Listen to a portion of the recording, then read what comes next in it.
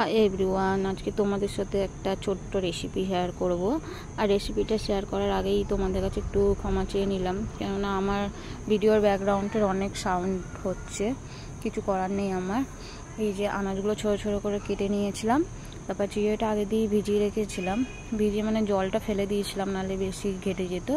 তারপরে কড়াই বসিয়ে এখানে তেল ঢেলে দিয়েছিলাম, তেল ঢালার পরে এখানে একটু দিয়ে দিলাম সর্ষে ফোড়ন আর একটা শুকনো লঙ্কা ফোড়ন দিয়ে এখানে পেঁয়াজগুলো ছেড়ে দিয়েছিলাম। পেঁয়াজগুলো ছাড়ার পরে একটু নুন দিয়ে দিয়েছিলাম। নুনটা দিলে পেঁয়াজ থেকে যত জলগুলো বেরিয়ে তাড়াতাড়ি ভাজা হয়ে যাবে।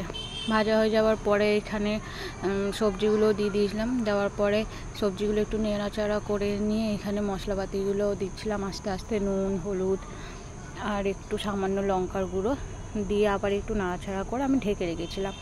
জলটা ছেড়ে যাওয়ার পরে গ্যাসটা জোরে করে এগুলো আমি ভাজা ভাজা করে নিলাম। লাস্টে ভাজা ভাজা হয়ে যাওয়ার পরে সামান্য একটু চিনি দিয়ে দিলাম, তাতে একটু মিষ্টিটা হবে, একটু ঝাল ঝালও হবে। তারপরে চিড়েগুলো আমি দিয়ে দিয়েছিলাম, দিয়ে নাড়াচাড়া করে নামিয়ে নিলাম। রেডি হয়ে গেল আমার পোহা। ভিডিওটা ভালো লাগলে সবাই লাইক, কমেন্ট আর শেয়ার করে দিও, আর না ভালো লাগলেও বলো। বাই বাই বন্ধু।